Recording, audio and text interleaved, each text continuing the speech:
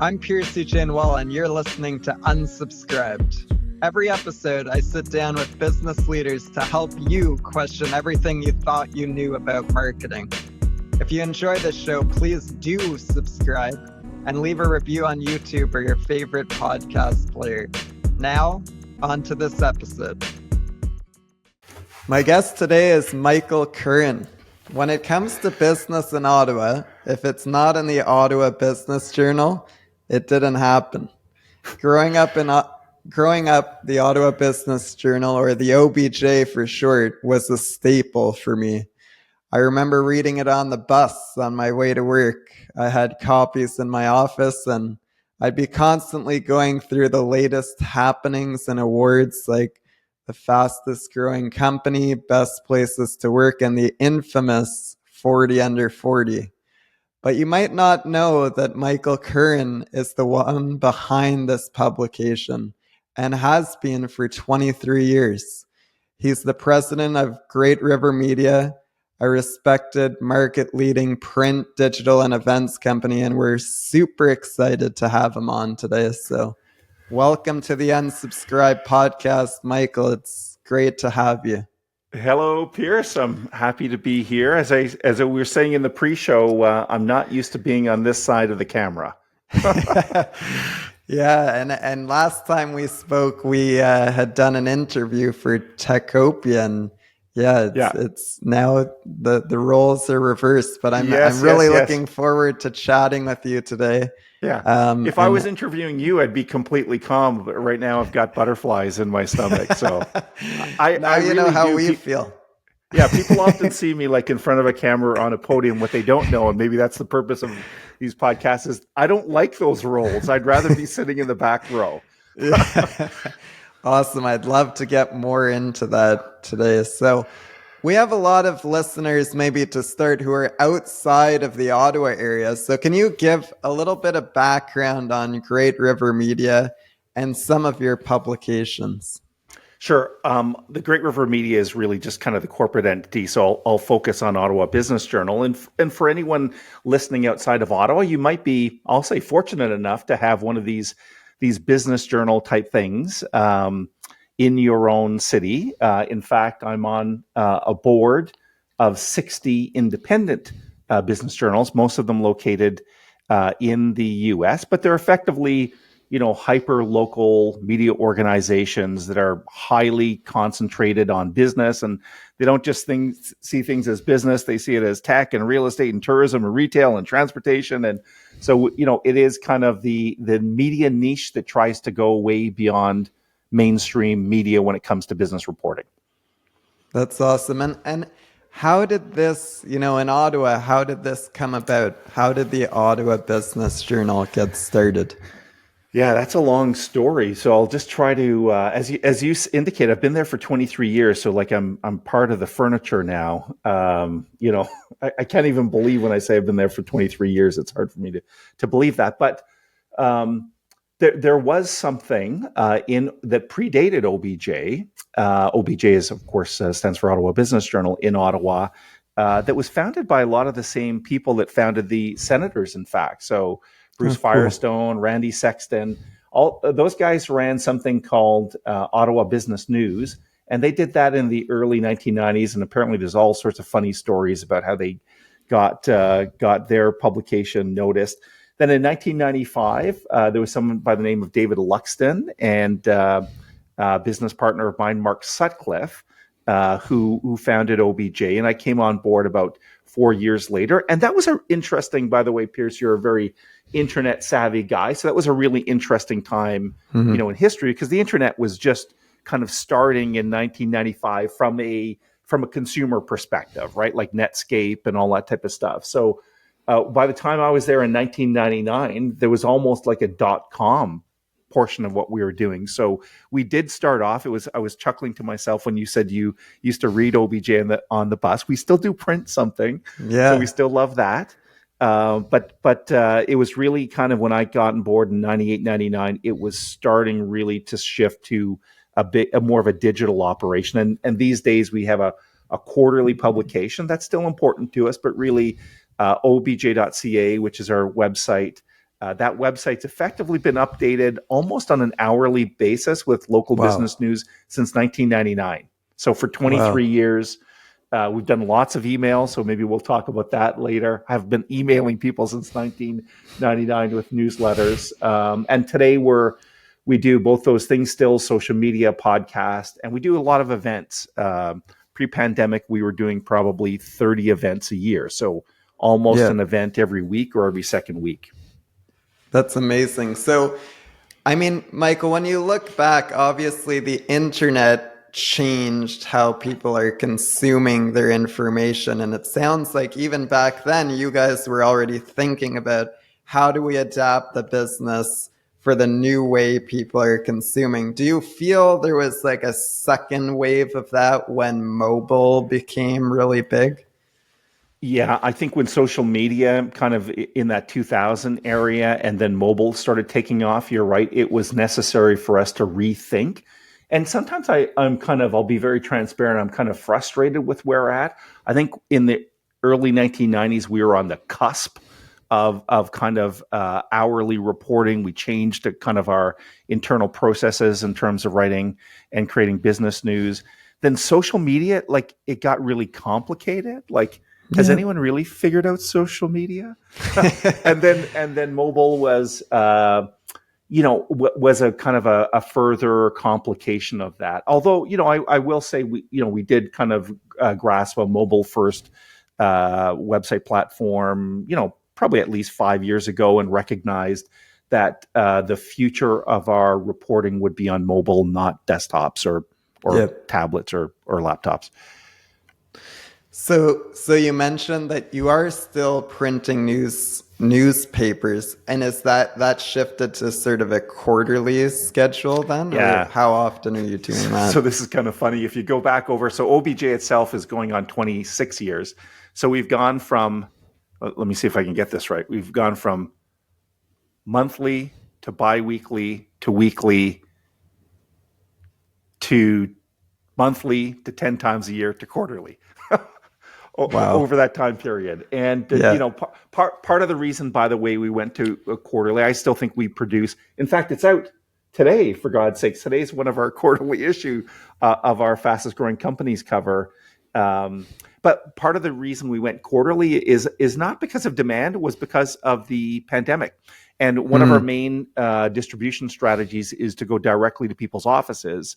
And we have hundreds and hundreds and hundreds of offices that we deliver direct to. But guess what? During the pandemic, all those doors were locked. And the offices, even if we could get in, were empty. So we said, okay, whoa, let's go back to quarterly and print. And we'll continue to kind of double down on the digital stuff. That's super interesting. And I mean, I'm curious, just as a media publisher, how has it changed or has it changed the way that you create and distribute the news? Like, has it changed from if people are consuming things through a newspaper versus now through digital? And if it has, like, what are the big changes and why do you have to change that?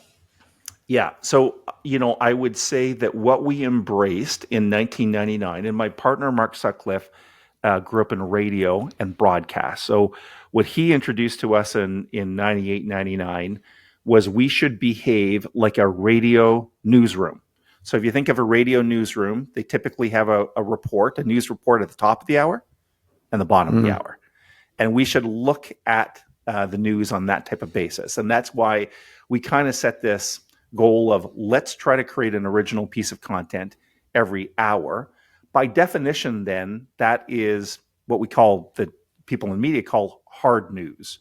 In other words, it's event driven. It's something with a lot of currency. It's something that's happening today, right? So ultimately, that was the change that we kind of embraced. That it has to be immediate, now, topical. It's relevant maybe for a shorter period of time. And then what we came to realize over the years that when, for example, we do this beautiful 96-page printed product and a digital edition that we released today, it has to be more analytical, You have to put things together kind of in packages. So an example of that, Pierce, would be our fastest growing companies, right? Yep. So that is something, again, forgive me for using the journalism jargon here, but that's kind of more what we call enterprise reporting. So if you think of this competition we have called fastest growing companies, it's something that has to start months ago. So we need to create surveys, and then we need to approach dozens and dozens of companies to fill out the surveys, and we need to harass those companies to complete the surveys, and then we get the results, and then we need to double check the results. So news, right? So Shopify might have its Q4 earnings report today. That's kind of hard news. Yep. And when it comes to fastest growing companies, you can see there needs to be like a big strategy around that, right? And that's what we're doing to make the printed issue and its digital edition special, right? We need to continue to make that special. So in fact, the next cover story you referenced 40 under 40 is the 40 under 40 issue. So you come to understand that the type of content that you're going to be put in print you need to put a lot more thought into it. It's less disposable in a sense, right? It's harder to create, and you need to be really intentional about it. Yeah. I mean, there's so many parallels to content marketers, right? In our world, everyone is trying to create content as marketers and really trying to find that unique content that they can build for their audience to pull people in. And I know a big trend is kind of companies hiring people from journalism schools who can come in and find kind of those unique stories and voices. But it's really interesting hearing it from you that you have kind of those marquee pieces of content, or those, big pieces of content, and then also the more real-time ones that are timely, right? I think there's a direct correlation and strategy that can be shared with the content marketing. And by the way, we operate an internal content marketing team for our clients, so we play on both sides. But for sure, Pierce, think of social media, right? What's happening in social media is here today, gone tomorrow, right? Yep. Content marketers know that. But then when I think of lead gen, for example, traditional lead gen. Maybe a company such as yours, Pierce, where you might say, well, what we need to do for lead gen is this can't be kind of disposable type content. Right. This needs to be a report. This needs to be the top 10 things you never realized about email marketing. And, so there's a lot of parallels.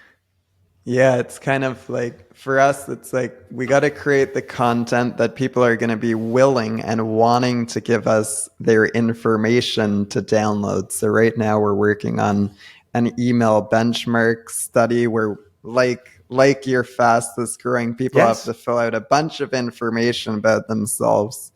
But as we compile that data, it's useful and valuable to others. And there's a virality content component to it. So curious, when you guys are creating your bigger pieces of content, how much of that, how much do you think about, is this going to be shared by these people with their networks and help it grow? Do you think about anything like that? Or how do you guys, as you're coming up with the bigger pieces, what are the components you're thinking about to make it as popular and as really newsworthy as it can be?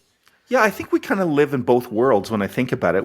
I think we live in a purely journalistic type world where often we'll say we should report on something because it's important.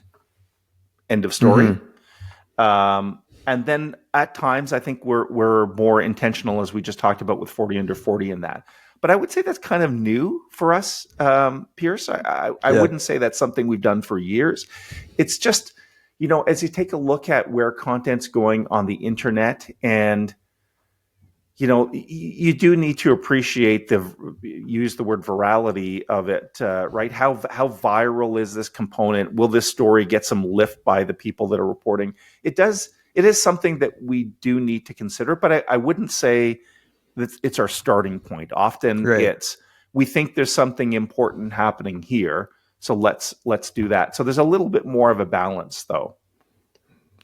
Yeah, that's great. It's actually nice to hear that. That yeah, you guys are really reporting on the news and what people need to hear. But where do you think the future of media is going?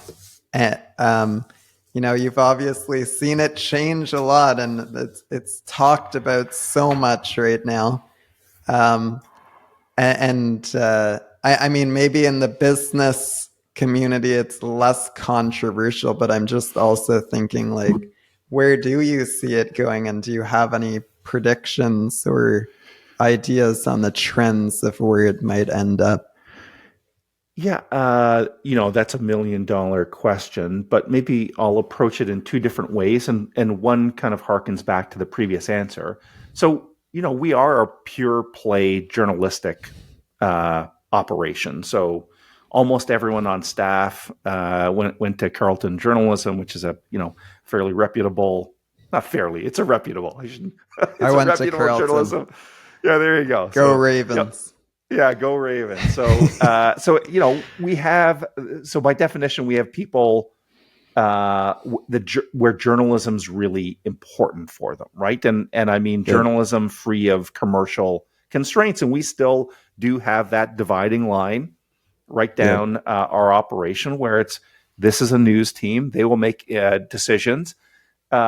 That we'll have to have some of that maybe viral content discussions, but certainly they won't be influenced by anyone that's helping advertising with us or supporting with us. So if you look at the future of journalism, that's still a line that we're holding. So we hope our readers appreciate that we're approaching things with a lot of authenticity and we're doing so in a kind of a thinking of our ethics and doing so in a professional way. And some people don't know that. Like, we still get people that phone us up and say, how much is it to buy the front page of Ottawa Business Journal? We're like, no, that's not it. Like, that you're misunderstanding completely what we're trying to do here.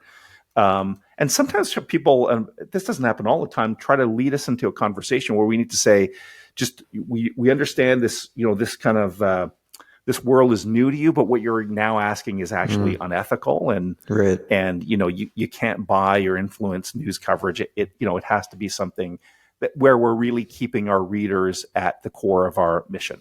So let me go back to future of media.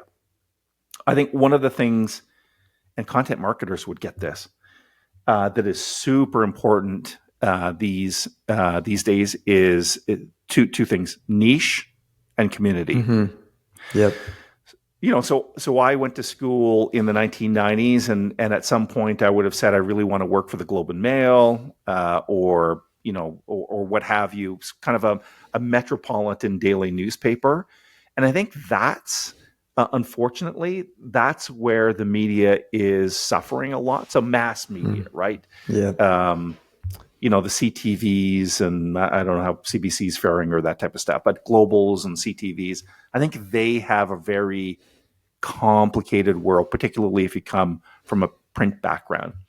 I think on the flip side, and who was it? Was it Chris Anderson that wrote The Long Tail?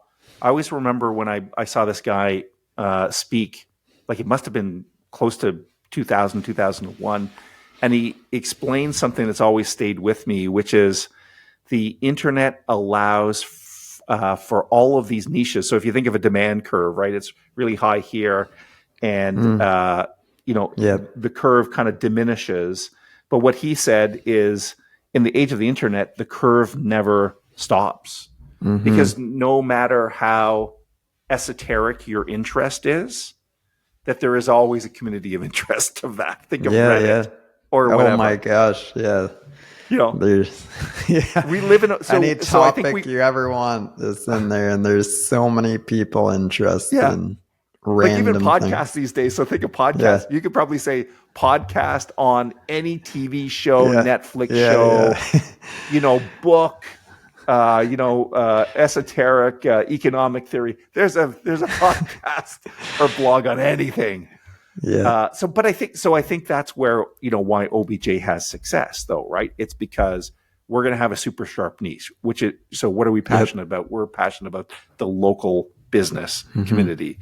So it's a niche, and then again, content marketers would know this. Then it's a community wrapped around that. So, why do we do programs like 40 Under 40? And why do we do programs like, another awards? We have several awards programs, CEO of the Year, a Lifetime Achievement. It's because we're trying to build a sense of community and a larger purpose, and to say that audience that it's, we want to be at some points just kind of a platform for the community, right? So it's niche and community. So I don't know the future of media, but I know it involves those two things for sure. Yeah, that's awesome. Great perspective. And what, in your opinion, like, what does the OBJ mean for Ottawa? And I'd be curious, like, what was your goal when you got involved with it? Yeah. So when I got involved, I will freely admit that I didn't know a lot about business. I was an entrepreneur at that point, so I did launch a business. It was a community newspaper in 1995 when I was 24, 25 years old. Ran it for 2 years, then sold it. So that entrepreneurial spark was in me. But I didn't know a lot about business, and I certainly didn't know about the technology sector, real estate, tourism, retail, go on and on and on. So I didn't know a lot when I came to it. Originally, by the way, I'll just throw this out, kind of a weird factoid. I thought I'd be a political reporter, and I did work on Parliament Hill for a while. So I thought, what I want to do is I want to work for the Globe and Mail, and I want to report on national politics. And shout out to all the people that report on politics. But when I got into business, what it really hit me hard is, politics is kind of up here. And I don't mean to be cynical about politics, but it provides a framework, right? And then when I saw these entrepreneurs, I'm like, holy crap, they're having a big impact. They're creating jobs. They're innovating. They're building big companies. They're getting millions of dollars of venture capital.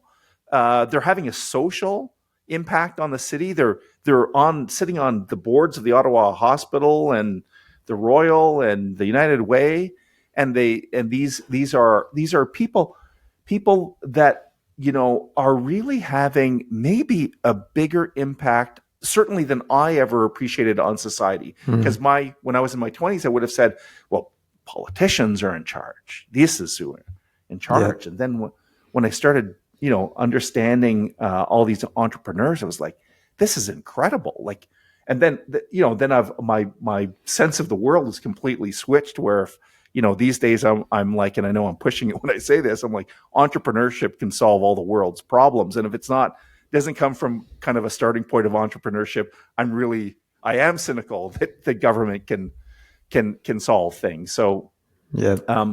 So that was kind of the bug and the credo, the I don't want to say religion, but that I really came to agree.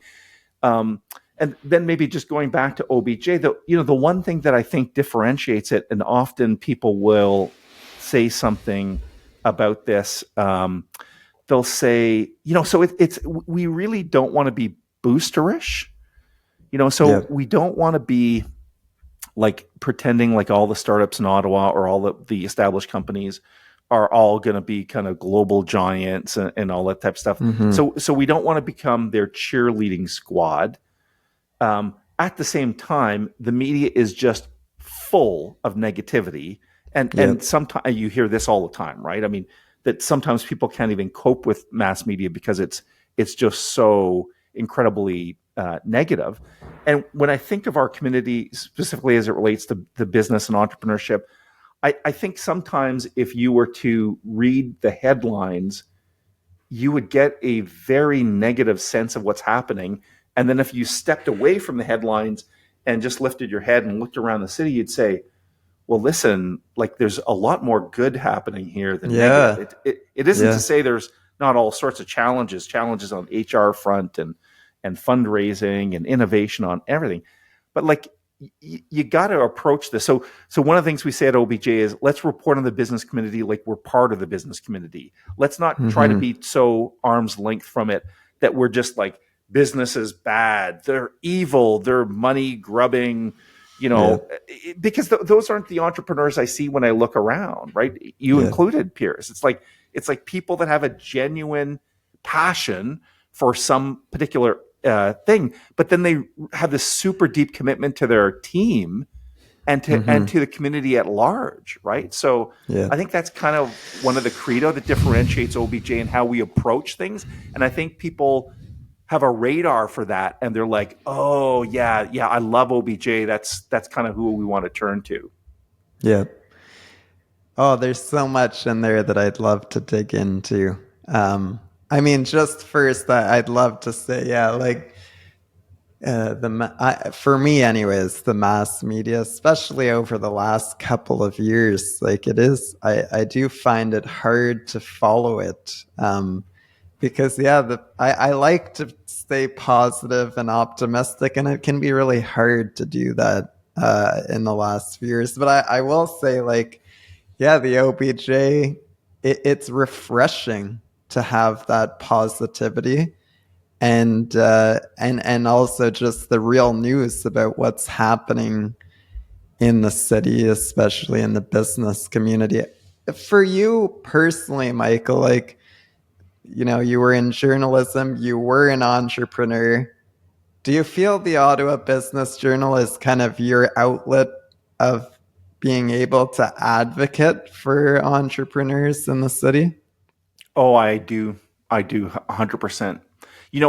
Even because there's a lot of competing interests in society, right? And I think, particularly, I'm going to be very careful what I say here, but particularly in a city like Ottawa, where people can work in the public sector from day one. And by the way, we should all respect people. We have a incredibly professional, educated public service that hardworking people that go out there and secure the future of our country in all sorts of ways. Having said that, you can have. Sometimes I think they live in a completely different universe, right? And they think that government can solve all the problems. And again, I'm not trying to be too political here, but it's like you get the government doesn't actually create jobs, right? Like it takes taxes from these people and then it spends it here. But at the basis of that, it's taking taxes from somewhere, and those are generally corporations. Or at least the employees, we have income tax and all that type of stuff. So sometimes I do feel like everything gets out of kilter. And, I don't want to be like so ridiculously pro-business that I'm not appreciating some of the other perspectives. But I do feel both in Ottawa in particular and in Canada, sometimes there's not really a big enough appreciation for what business does and what entrepreneurship means and innovation and how key that is to the functioning of our country. And I do actually think we're a lesser country because that perception is off. So I do feel that part of our job is to advocate for business and say, let's not lose sight of where jobs are created and wealth is created, and how that enables a better society for the public service to then, take that wealth and then build a better society. But business is in my mind, business is the foundation of that. Yeah, well, thank you for giving us that voice, Michael. I'm sure I speak for a lot of entrepreneurs in saying that. I mean, speaking of entrepreneurs, you have had a chance to speak with so many amazing entrepreneurs over the years. I'm sure you've witnessed a lot of amazing success and like any business, lots of failures as well. I'd love to hear from you about the businesses that were able to succeed and really make it. Have you noticed any trends in those businesses or the leaders of those businesses that you think might attribute to some of that? Wow. You're asking really good questions, really tough questions. When you ask that question, what I immediately thought of is our CEO of the Year program. So we've run this program for over 20 years, and I've gotten to know a lot of the recipients. And, what I can say to you, Pierce, is the level of leadership for these CEOs sometimes is just like completely next level. So thinking of the John Zaccards and the Kevin Fords, and I mean, there's a long list that I won't get into, but just two recent examples.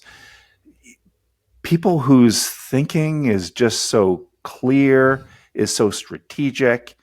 They come at things from a very balanced way, so they're not, they're driven by business and financial success, but there's a lot of appreciation for team and community and philanthropic causes, and so that is so the getting an opportunity to talk to these people, you included, and our CEOs of the year and 40, that is why we do what we do, right? Like, there's nothing that gets us more excited about talking about people that have really kind of innovative ideas. But really, if you're asking for a differentiator factor, Catherine Tremblay, by the way, yet another example, Excel HR, our CEO of the year for 2021. It's just when you meet people like that, it's like, oh my God, these people are just, they're next level again when it comes to their leadership and thinking, and they're so inspirational in that. So I think that's not like some giant takeaway, but the quality of leadership and what they must have gone through, both from a life experience and professional, to get them to that level. That's something that I think about a lot, and how can we level up our leaders, and that's why I think, in a sense, I mean, my God, I would never say the pandemic's been good. It's been horrible, but it has been a test. Yes. And testing people is really good, right? It's like sports training or something that, where the pandemic really pushed entrepreneurs and business leaders to the extreme and tested them. And I have to think they're the people that are still here are better leaders because of it. Yeah. You learn the most in the hard times, right? Not the easy ones. Awesome. Well, Michael, we've got this rapid fire section here. Are you ready for this? It's nothing to be scared of. Okay. Yeah. All right. The first one is, what's one marketing trend that you would unsubscribe from? Oh, I think I have an answer. It's a little bit, I don't want to say this. I'm going to go with the clickbait one. So there's nothing that makes me more furious these days when Google News serves me up some headline that is so enticing that I have to click on it, and it might even be a hokey subject, and then they don't even give me what I want. Yeah. It's like, okay, if you're going to be clickbait, you better give me what I want. When I'm weak on a Sunday morning and enjoying my cup of coffee and trying to relax, give me the damn thing that I want. Yeah. Nice. The second one here, is email dead? No. I can tell you that I have spent dozens and dozens and dozens of hours in kind of high level future of media courses, including Google. We went through all sorts of Google News training directly with Google. We were put in a cohort, and I talked to real people at Google. And if I take hours and hours and hours of being in seminars, you know what they said? You should collect email addresses. Like, literally, they talk for hours. It's like, you should get email addresses from people. That's the secret. Nice. I'm like, oh my God, are you serious? Nice. We are all about work-life balance here at NAC. What do you do for fun? Well, I don't know if it's fun, but it's testing myself. I've you might know the name Matt Whitaker from Ascent, and now from Millions and from No Notes and from all. So when I was turning 40, which is about 13, 14 years ago, I went to a local gym, a city gym, and I signed up for a boxing class. Cool. And that was Matt Whitaker, very well-known entrepreneur, probably around his 40 right now, a 40 under 40 recipient. And I always had this interest in boxing, and we did kind of hand pad boxing. And then I did that with Matt. He kind of ran an 8-week class, and I presume you're supposed to like do the class and leave after 8 weeks, but I did the 8 weeks, then another 8 weeks, then another 8 weeks, then another 8 weeks. Nice. and I got hooked. And Matt, as you know, Matt and a bunch of guys started something called Fight for the Cure. So in its second year, so it's probably in year like, I don't know, like 12, 13, 14, Matt convinced me to box in a ring in front of hundreds of people at the West in Ottawa that year to raise money for cancer, I should note. So anyway, he put me on that path. I do not box people these days, meaning I do not exchange punches with people. I don't want to do that. I'm too old. I'm too frail. but I am in a boxing gym 3 times a week. So I do hand pads. I do heavy bag. We do some very light sparring and some strength training. So without that's that, awesome. My life would be a shambles. Yeah, no, good to have that balance. This this is probably going to be this one might be hard. I know the rest I said, but we ask everybody this. So who's one person you admire in the business community and why? Wow. I mean, it doesn't have to be Ottawa. It might be a bit easier if you go outside of there. But now I'm like, how can I pick one person from Ottawa? Well, I have a business partner of sorts. So I'll give a shout out to Su Ling Ching, who's the president and CEO of the Ottawa Board of Trade. I say she's a business partner because we co-own a events company called Ottawa Business Events, and that's actually who puts on 40 Under 40 and the Best Ottawa Business Awards and the Mayor's Breakfast and all that type of stuff. But I just want to give her a shout out because she was named president and CEO of the Ottawa Board of Trade on whatever that date was, March 13, 2020 or March, whatever. The date where kind of the pandemic arrived in Ottawa. And I think she's been through hell trying to be a business advocate for many hundreds, thousands of companies. So she's had a very hard time. So I'll say a shout out to Su Ling for being, a great, passionate advocate of local business for 2+ years of the pandemic. Awesome. Yeah, this is a good one too. I'm curious your answer on this. So what's one piece of career or business advice that you've picked up over the years that you think might help others?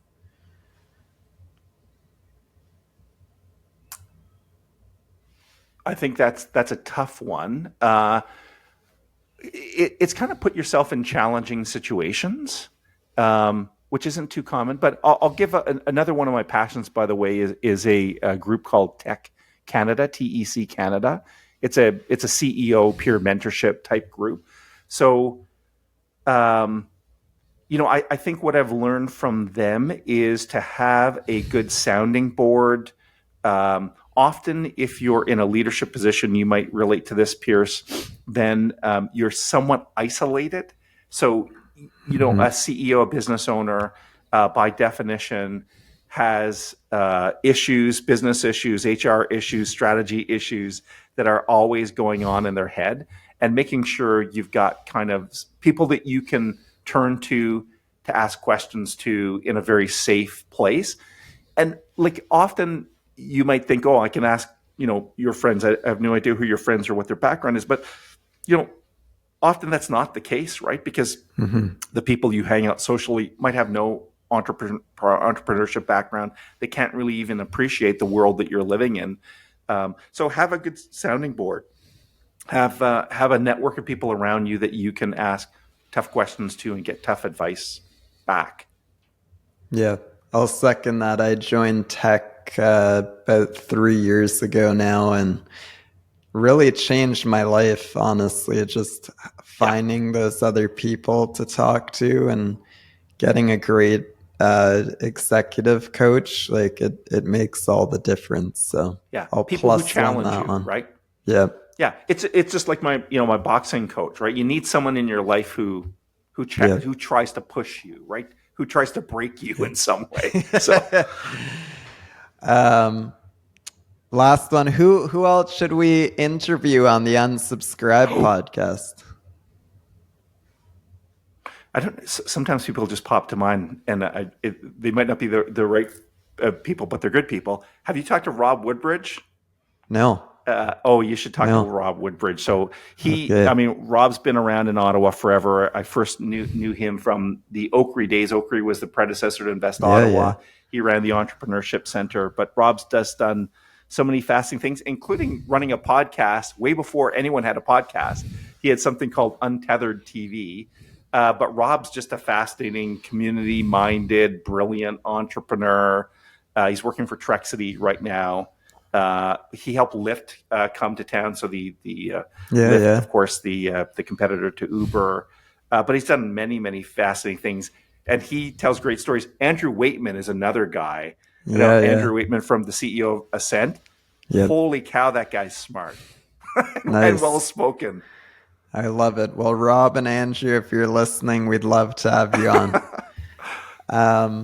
Awesome. Michael, this has been incredible. I mean, going from reading those newspapers back in the day to talking to you now and getting the story behind the Ottawa Business Journal, how you mixed your passions for journalism and entrepreneurship to really give a voice to the entrepreneurs of Ottawa and help them grow their businesses and create great jobs and talented teams in the city. It's been amazing hearing you talk about media as marketers. I think we can learn so much from people who are in the media and what it takes to create good, valuable content that people want to engage with. I've learned a ton. I'm sure our audience has too. Thank you so much, Michael, for joining us today.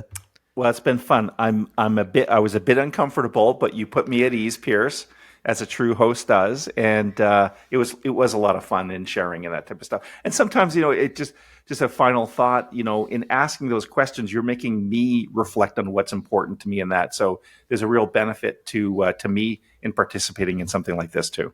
It's a win-win. I love it. That's what business is all about, right? Yeah, it is. Right on. Well, thank you so much again for joining us, and have a great rest of your day. All right. Thanks, Pierce. All the best to you and everyone at your venture. It's very exciting times with the cash injection you saw there. So, some big things are coming up for you and your team. Thanks for listening to Unsubscribed, a podcast created by NAC. If you enjoyed this episode of Unsubscribed, be sure to subscribe to my podcast and leave a review on your favorite podcast player. If you have any feedback or want to chat, feel free to reach out to me on LinkedIn or follow me on Twitter at marketing_101. Cheers.